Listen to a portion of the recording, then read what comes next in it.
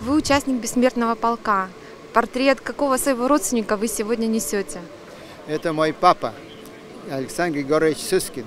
А я сын буду Герман Александрович Сыскин.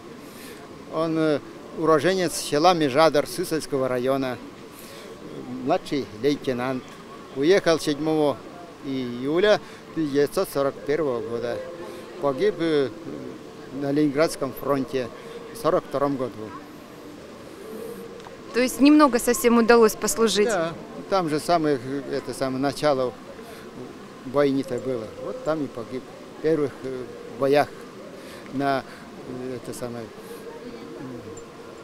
Сивашский, не Сиваш, а болото там какие. Вот там. А какие награды есть? А награды я не знаю у него какие, потому что неизвестно. А то, что он не получил, так я за него